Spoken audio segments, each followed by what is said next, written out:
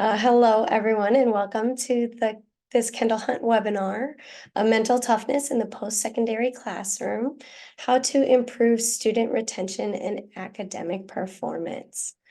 In this presentation, you will be introduced to mental toughness concepts and walk away with 3 concrete strategies to use in your classroom. Before we begin, just to go over a few housekeeping points. This webinar will be recorded and you will receive access in the coming days, as well as our presenters' contact information. And feel free to ask questions throughout the webinar in the chat and Q&A functions, as our presenter will get to them as they arise throughout this presentation. Now, to introduce our speaker, Brent Macdonald is a registered psychologist and educator who has worked with individuals with complex learning needs for over 25 years. He maintains an active psychological services practice with a focus on counseling and assessment. Brent has worked extensively with children, adolescents, young adults, parents, educators, administrators, coaches, athletes, and executives in a wide range of contexts, including public, private, and charter schools, universities, and other post-secondary institutions. So now I am going to turn it over to our speaker, Brent Macdonald. Okay, thanks, Bailey. I guess a couple quick questions, just housekeeping stuff. First of all, I can see names here. I can't see any video of people because I have the PowerPoint up here. But as Bailey mentioned, if people do have questions as we go through this, and hopefully there will be some questions as we go through this, because it is one of those topics that engenders questions, please feel free to ask. Raise your hand and just we'll share the mic with you so you can ask any questions you might have as you go through. Now, I will say, I'm going to say a couple of other just introductory things. First of all, I'm speaking today from Calgary, Alberta, up in Canada. I'm not sure where all of you folks are, but hello to our fellow Canucks here in Canada and our colleagues down in the States and wherever else you may be joining from. It's a pleasure to have you all here. I will also indicate that as much as I'm a registered psychologist, and large part of my practice is sort of doing independent or individual therapy and doing assessments. I also provide a lot of consultation services for universities, schools, those kinds of things. But near and dear to my heart is teaching. And I've been teaching at the post-secondary level for about 25 years now, which is horrifying to me, but that's how long it's been. And the nature of the instruction that I do, I teach both in the faculties of psychology and education, because I'm kind of cross-referenced between the two, and I teach both graduate and undergraduate courses. So I teach a lot of up-and-coming teachers, a lot of up-and-coming psychologists, and people who will eventually become university instructors themselves. So it's a real honor to be here today, and what actually pulled me into mental toughness in the first place is tied into kind of two areas. One ties into my client experience. So I work primarily with individuals who have different kinds of learning challenges. So people with ADHD, learning disabilities, autism, anxiety, these kinds of things. And what really got me curious was I was seeing a lot of the clients I was working with kind of diverging into two streams, broadly speaking. And one of those streams of people had these diagnoses, one or multiple of these diagnoses, LD, ADHD, and so on, and we're meeting with actually pretty considerable success at the post-secondary level. They almost thrived in a post-secondary environment, particularly compared to a secondary or elementary environment, because there was supports available to them. They took advantage of the supports, and more importantly, they were studying things that they really wanted to study, as opposed to taking things at the high school level that they had to take because it was a requirement. The other stream would have been people with almost identical profiles in terms of their learning profile, cognitive functioning, academic performance, social skills, that sort of thing. But they were meeting with a lot of challenges and difficulties. And these ones, the second stream, were the ones who were failing out of university or just dropping out of university altogether. They were the ones who would be going from one employment situation to another, struggled with social interactions and so on. And what really got me thinking here is what's the common factor between the ones who have success and the ones who have with more challenge? And in doing my research on this, it led me to, anxiety, which led me to mental toughness. Now, I'm going to clarify something really quickly. Is mental toughness has a bad name. It's the thing I struggle with the most about the entire concept is the name mental toughness, because mental toughness, when people hear it, there's almost an automatic assumption that that relates to just, kind of a suck it up mentality. Now, that's not accurate. It's how it reads, it's how it sounds, but that's not what it's about. Mental toughness is really about self-knowledge and understanding our own capacities for pushing ourselves in difficult directions. And it goes beyond things like resilience, it goes beyond things like grit, which we'll talk about shortly. It is really well validated. It has some very strong psychometric principles, which of course, as a psychologist, I really enjoy. Um, and it's not just kind of a pop psychology thing. Like there's really good science behind it. And that science really started in the UK. Oddly enough, they were studying rugby players, rugby teams, and they were doing the same thing I was doing, which is trying to figure out why some rugby teams were having success and some weren't. And it came back to this concept of mental toughness. So, by way of moving forward, what we're going to do in today's session, we're going to talk about what mental toughness is, and this 4C model that's associated with it. We're going to talk about how educators can use mental toughness. We're going to talk a little bit about mental toughness in oddball times, and we've had some oddball times, let's face it, since 2019, or even previous, depends, but really since 2019. We'll take a quick look at strategies, and I will be honest with you, there's no way we're covering everything we'd like to, but this is more of an appetizer, I guess, than anything else, just to give you a sense of what the concept is. So, a couple of questions that come up in relation to mental toughness. First of all, does it really exist? Is it really a thing, or is it just kind of an attitude? Well, it's really a thing. It's a psychological construct that can be evaluated, measured, and manipulated. So we can enhance mental toughness, and we can evaluate how effective we are at enhancing mental toughness. And it is going beyond, like I said, the kind of the suck it up, third cup mentality. And that makes it very utilitarian, very practical, and something that post-secondary instructors, even without using the psychometric, can apply into their day-to-day teaching.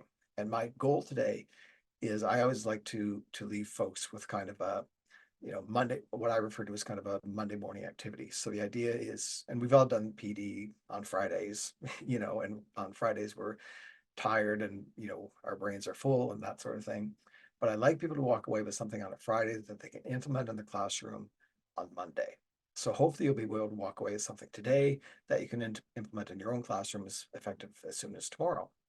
How can it be useful in the post-secondary environment? Again, based on my experience working with people with post-secondary environments, one of the biggest issues currently has been, and I'm curious to hear what you folks will have to say about this, has been, I want to be very careful in my language here, but there's almost been a challenge in terms of resiliency for a lot of students who will be asking for a lot of extensions on projects that really they may not really need. Students who don't go to class. Now, we've always had that, but it seems to be almost at a pandemic level, lack of a better word, at this point. Students who will complain about instructors and instructor quality and those sorts of things, despite the fact that instructors might have really good track records over many, many years. So it seems to be kind of a softening, for lack of a better phrase, of academic rigor that happens particularly in the undergraduate level, but also happens at the graduate level too. And finally, can mental toughness be coached and developed? I believe yes. The evidence suggests that yes, it can be. We use models that work, and one of the models that does work, oddly enough, comes from athletics and sport, because this is where the field really kind of got its start. Is looking at athletic performance and how to improve it, maybe not physically, but the mental side of a game or of a activity. So what is it? First of all, we probably should talk about that. Personality. So mental toughness is a personality trait which determines in large part how people deal with challenge, stressors, opportunities, and pressure, irrespective of prevailing circumstances. So it doesn't matter what the circumstance is, can we deal with that situation? How do we approach it? And the way I think about it, and the research would support this, is how do we go about, for example, approaching risk? A lot of people spend a lot of time avoiding risk. Risk is uncomfortable. There are others who approach risk kind of um, haphazardly. They don't calculate risk, they just take risks. What we want to do with mental toughness is find ways of enhancing performance through taking risk and learning from our approaches. So, doing something that's hard can be really uncomfortable. But if we meet with success, we're more apt to do it again. And I think in the post secondary environment, the fact that they're in post secondary in the first place is a risk. It's hard for a lot of people. Um, then the next step is what happens when you meet with a real significant challenge. And for a lot of people, academically, the first time they really hit an academic challenge is at the post-secondary environment. They can get through elementary, junior high, senior high with very few issues. And I'm sure we've all heard the story about the students who never cracked a book through high school because they could just go to class, pick up what they needed, and then kind of throw it back out in a test. They get at the post-secondary level, it doesn't work anymore. So it's really the first time they've dealt with what we could refer to as failure, for lack of a better word, at this point. So developing mental toughness is critical for those students. Now, here's the interesting part of the research, and I'm not going to go into the details of this. If you do want details, please feel free to email me and I get more content to you. But for the sake of time, we won't in the session. So performance, research shows a close correlation between mental toughness and performance, and academic performance in particular, and it can explain up to 25% of the variation in attainment. So really sit on that and think about and cogitate on that for a little bit. If we have a student with an average intellectual capacity and average academic components of functionality, if we incorporate mental toughness into our day-to-day working at schools and post-secondary environments, we can potentially enhance the performance by up to 25% just by having them learn how mental toughness can work for them, how to stick with things that are hard, how to push through things that are challenging, and how to learn from mistakes.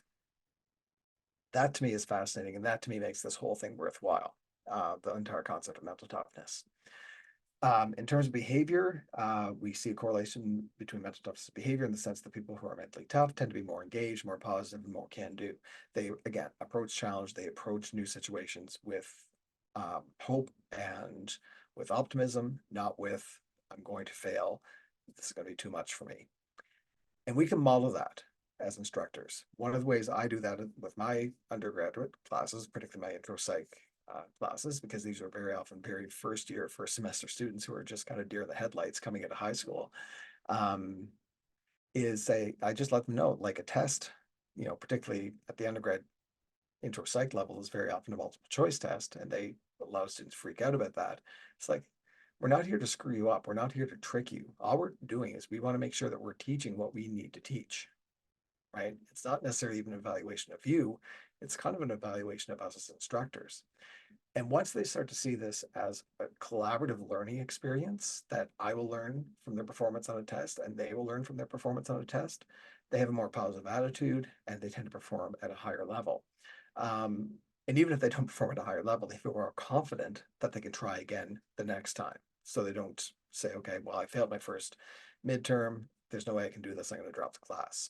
So it does help with student retention. And finally, in terms of mental toughness and correlations, well-being, people who are mentally tough tend to be more content and better at stress management. Now, of course, we all know about relative merits of correlation. It's not a cause and effect. So we're not saying that mental toughness causes these things, but it does tie into these things and is related to these things, like performance, behavior, and well-being. So here's the 4 C's. I'm going to go over this just so we have familiarity with it. So the four C's are control, commitment, confidence, and challenge. The first, control, is probably one of the more important ones. And it's the ability, and that breaks into two different what are called orientations. So we have control in terms of emotional control, which is the ability to manage my emotions and act rationally. And then we have life control, which is a sense that of self-worth and can do. So people with higher levels of life control feel that they matter. Their decisions matter, their actions matter. But think about the kind of flip side of that, which is if people don't feel that they have a good sense of life control, then no matter what they do, it's like, why bother? Nothing's going to make a difference. And it's that depressive kind of symptomology almost that can happen. So we have to be very cautious with that. And again, a lot of students in our classes are coming in with a sense of maybe lower life control, that no matter what they do, it's not going to make a difference. So why bother try? And in their minds, that makes logical sense. What we have to do is we have to say, okay, actually, you know what you do does matter. How you perform does make a difference. Your interactions make a difference. Your ability to take part in class discussions matter. And your opinions matter as a result, right? So that's life control. Emotional control is the ability to, like I said, to manage emotions and act rationally. Now, for a lot of undergrads, that is still developing, to be honest, because they're late teens, early 20s in many cases. So that emotional control is one of the last areas that we develop in our central nervous system. So that comes a bit later for a lot of students. And so when they do poorly on a test, for example, I'm using that example just because it's an easy one we can all kind of empathize with. They get very angry. They might get angry at the instructor. They might get angry at themselves. They might get angry at the roommate for making too much noise when they were studying. Um, when in fact, there's no need for emotion in this situation really at all. They just need to learn, okay, I need to change my study habits. I need to talk to my instructor to find out what I really need to know for the test, and so on. The second C is commitment, and that is broken into an achievement orientation and a goal orientation. So the achievement orientation is based on the idea that I'm prepared to focus on doing what it takes to succeed. So having a commitment towards something like a goal, and the ability to do it. Whereas the goal orientation is having goals in the first place. So the goal orientation is what you want to achieve. The achievement orientation is having the wherewithal to actually do what's necessary to achieve that goal. And again, we all know people who have goals, but they don't have the capacity or the willingness to do what's necessary to achieve that goal. Most students will come in with a goal, perhaps in their course, of getting an A, let's say, or a lot of students would anyway. But if they're not prepared to put the work in to do that, then they're not going to meet their goal. And that's going to be frustrating for them. So they have to have realistic goals, and they have to be able to not just have the goal, but to do what's necessary to achieve that goal. And again, that's something that comes up in post-secondary discussions all the time. And I'm guessing that's happened in your faculty meetings. It's happened in your discussions with each other, with students. My students have these high expectations, and we could table the discussion on grade inflation for another time, because there is a bit of reality to that. But if they're not willing to do the work or not capable of doing the work, then that goal, it becomes almost essentially meaningless. Okay. In which case, maybe changing the goal itself is the way to go, right? And say, okay, well, maybe an A is out of my reach right now because I'm not prepared to put in the effort because I'm a first year student and I want to go and have fun. Then, okay, I'm looking for a C. And maybe that's what the goal becomes. And that's okay if that's what their standards are. Some people have those standards, some people don't. Then we have a risk orientation and a learning orientation that falls under the challenge part of the C's. So challenge, like I said, is risk and learning. Risk we've talked about already, being open to change and to opportunity to try different things that you've not tried before, to push yourself. And then the learning orientation is the ability to reflect and learn from all that happens to me. So there's not much value to having a risk orientation if you don't have a good learning orientation, because you take a risk, you may not meet with success. And if that's as far as it goes, you're probably not going to take risks again, or at least not a risk of that nature. Whereas having a learning orientation, you can say, okay, I took this risk, didn't really work out for me, so I'm going to try something different. Okay. I often use this example when I'm working with my undergrads and say, okay, in terms of dating, right? In order to date someone, very often you have to take a risk. You have to ask someone out, and that can be really intimidating, really scary. And if you ask someone out and they say yes, okay, you have a win, and then you kind of go from there. But if you ask someone and they say no, what do you learn from that experience? What have you learned about yourself? What have you learned about interacting with other people? Hopefully, you've picked up something. So then the next time you're still open to risk and open to change and open to the opportunity, but you'll try something slightly different, right? In order to achieve the success that you're looking for. And then finally, confidence is the ability to have confidence in your abilities and interpersonal confidence. Now, I find this one interesting because a lot of people have great confidence in their abilities, but, and this is the tricky thing here, it's one thing to have confidence in your abilities. It's quite another to have actual abilities. And I often think about politicians, for example, who have great confidence in their abilities, but may not have the abilities to actually do what they say they're going to do. They hire teams, they get people around them, they surround themselves with people who do have expertise and do have abilities in those areas, but may not have the same confidence level. Um, and then finally, interpersonal confidence is the ability to influence and engage with others productively. As you can see, when you look at this whole thing, there's really no areas that you want to lose. And I think the other thing you can see from this is that these are all things that we can encourage quite easily in a post-secondary classroom without even getting into one-on-one discussions with our students. Like, this is a broad model that you could present to your students in 5 minutes in a class, maybe try this tomorrow, and just see what their reaction is. And I do encourage you to try that, to take a look at this model and say, okay, and go to your students and say, I just learned this thing about mental toughness the other day. What are your thoughts on this? And have a discussion about it. And it doesn't matter if you're in social sciences or in the physical sciences, or if you're in economics, or if you're in medicine, or it doesn't matter. This applies to human beings. And that's who we're teaching, as human beings. We're not teaching sciences. We're not teaching psychology. We're not teaching medicine. We're teaching humans how to use those things. So if we can have people who have this as a core, then we have more effective students, better learners, or risk takers, people who are willing to push themselves a bit further and to engage in social interactions in very appropriate ways that can actually facilitate learning beyond the classroom. Right. So I'm just going to take a quick breath here because I've been talking now for about 20, 25 minutes or so. Any questions or thoughts at this point?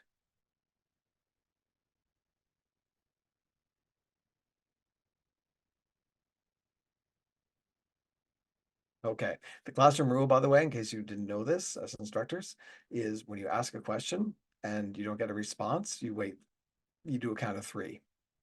So it's any questions? 1, 2, 3. Okay, moving on. Gives people just a moment to think about it. So there's one practical thing you can bring into your classroom tomorrow too. I just see Anna Mary made a comment. This all makes so much sense. That's and actually, I'm glad you brought that up. That's why I love this stuff. It's common sense. It's easy to understand. It's a very basic concept. And in fact, if you actually go to the real history of this stuff, it goes way back to the Greek philosophers and the Stoics in particular. It's been around for thousands of years. Where we're at right now is a point where we can actually, like I said, empirically measure it. So we've gotten very far in that, but there is a lot of basic stuff to this that makes it appealing to students too. So that's what I'm saying. Try this with your students, see what the response is. Okay. Now I'm not going to go through each of these just due to the time because we've got about 3 or 4 minutes left. So I'm going to skip some of these. Like I said, there's no way we're going to cover all the stuff I want to cover. So this just talks about how these different quadrants work for each area of the 4 C's. So commitment, control, challenge, and so on. What it offers, we've talked about this already. It's not pop psychology. And I think that's really important to emphasize too.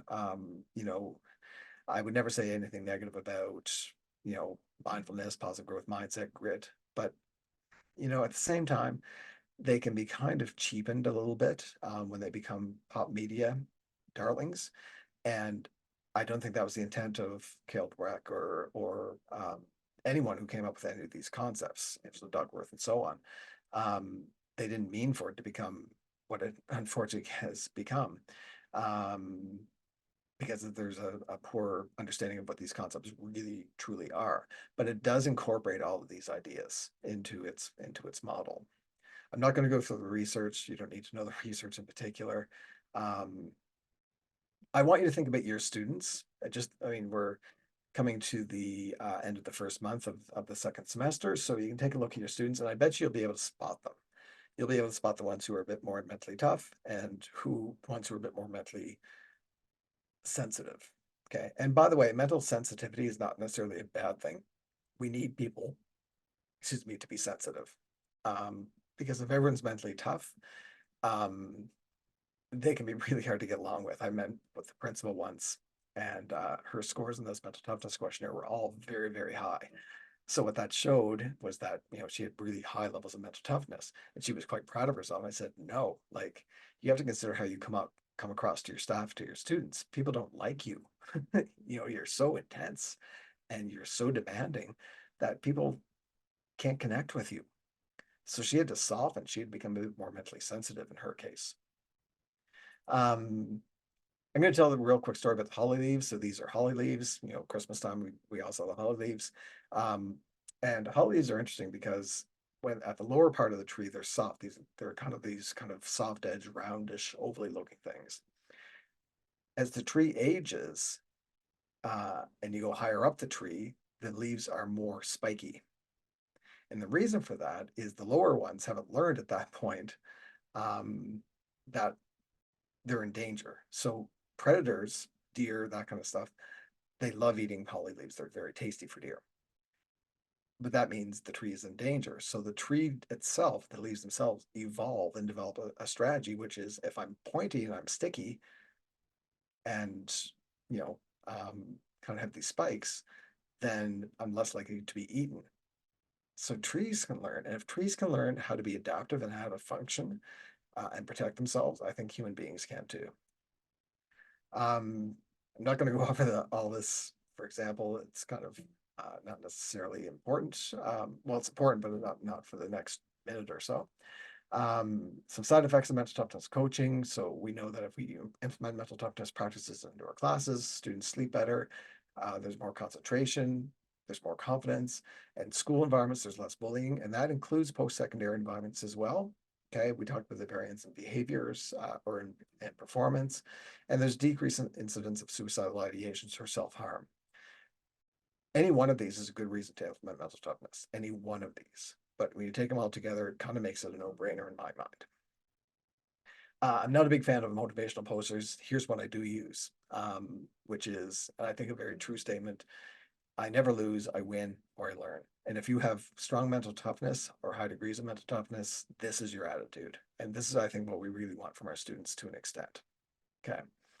So I'm going to skip the rest of these. I'm sorry that we have to skip so much of this, but just because of the time, we'd have to go through really quickly. I am open to questions or comments or emails at any time. Um, the book, I think Bailey might mention the book here really quickly before we close up. And then my contact information is here. So Brent at onwardpsychology.ca, or just go to my website, onwardpsychology.ca. We just completed a rebrand process. So you're actually the first people to see our new rebrand slides, and first time I've presented using our new website. So there's the book published by Kendall Hunt. And it is available through Kendall Hunt. So at this point, I'll pause, see if there's any questions, and then hand it back to Bailey. I see there is a question, Brent, about what about students who have learning disabilities? Okay, great question, and I appreciate that, Carolina. Um, the quick response is it is perhaps one of the most valuable tools I've ever come across in working with students with learning disabilities. Because very often students, but in the post-secondary environment with learning disabilities, have had some pretty rough experiences. And the fact that they're even at the post-secondary environment suggests that they have some built-in mental toughness. Um, but the core there is working on the capacity, again, to take risks and to be resilient in light of getting results they may not be pleased with, because the post-secondary environment is more demanding in most ways than the secondary high school environment, largely academically, but also socially. So, and students with learning disabilities tend to, broadly speaking, have struggles with social interactions. So it's something that is easily understood by people with learning disabilities. I mean, it's easily understood by pretty much everyone, but people with learning disabilities have kind of an intuitive sense of it because they know that they have it in many ways.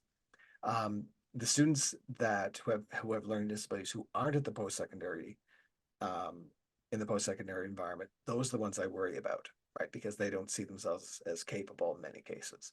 If they've made it to the post-secondary environment, usually they've overcome a few things, and that's what we build on to say, okay, what about you is different from your colleagues and your classmates that's brought you to this level, and how can we expand on that, and how can we amplify that for you to have success at the post-secondary level? And maybe it's something simple as, I know what it's like to fail and get up and try again. Okay, well, that's what we're going to build on. That's what we're going to use. We're going to use this capacity to push yourself in difficult situations. So I'm not sure, Carolina, if that's or Carolina, sorry, I've heard both pronunciations. Um, if that answered your questions or not. But again, you all have my email now, and you can certainly contact me by email if you wish. Check out the website. I'd actually appreciate your feedback on the website too, if you want to take a look, because it is new. It is Carolina. Okay, great. Thanks, Carolina. Um, and yeah, any other thoughts or questions before we part ways for today? Yeah, Brent, another question. Um, how does your book, Fall 7 Times, Stand Up 8, kind of tie all of this in together, um, and is used in the post-secondary classroom? Okay. When I wrote the book, it started off as many books do, I'm sure. It started off as a blog post that just I got carried away with myself. And it was over COVID too. So of course I had a bit of extra time to do some writing. And the title kind of explains my entire belief about this thing, is that, we're designed to fall. We're designed to get back up though too. And as long as our ability to get up exceeds our ability to fall down, we're doing okay. In the classroom environment, this goes beyond kind of a self-help kind of thing, because it does tie into what we can do, particularly in the human services field, to help not just our students as post-secondary instructors, but also the clients and the individuals they'll be working with.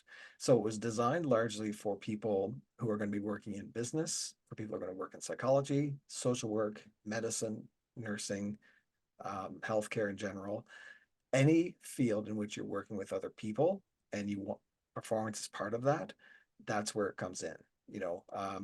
Even things like marketing, business management, it ties into those areas, because it's teaching you as the instructor, and then ultimately teaching your students how to get the best out of your, let's say, clients, if you're in counseling, psychology, or if you're in social work, how to get the best out of your patients, and how your patients can do better, um, not just from a physical and physiological standpoint, but from a mental standpoint, because we all know the research on the value of mental wellness and mental health in relation to physical health.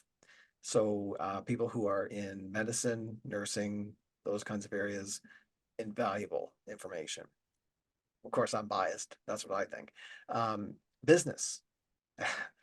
Absolutely, because there are a lot of examples in the book, and I try to make the book very user friendly. So for your students, there's a lot of stuff in there from um, the fields of sports. I personally am a bit of a geek, so I have a lot of sort of pop culture references in there to things like Star Wars and Star Trek and Lord of the Rings and all that kind of stuff. So there's it makes it really readable. Um, but it is something that I think if you took a look at it, I think you'd immediately see the value that it could bring to your students and the value that those students could then bring to their clientele or the humans they're working with down the road. The other faculty, of course, that would be really interested in something like this would, of course, be education, people who are training teachers. Because if we can get mental toughness into the classrooms at this elementary and junior high level and senior high level, we're going to have a lot more resilient, tough, capable students at the post-secondary level down the road. So thanks for that question. Appreciate it.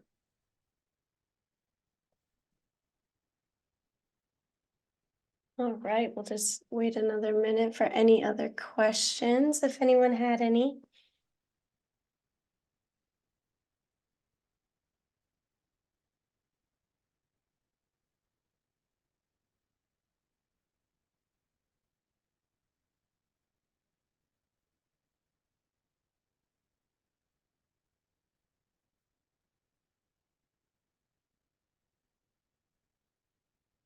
Awesome. Well, thank you for everyone joining today. As a reminder, this webinar it was recorded and will be sent to you in the coming days. And we'll also provide you with more information on the product. And if you're interested in reviewing a copy. As you see here, Brent's contact information, we'll also include that as well. So thank you all.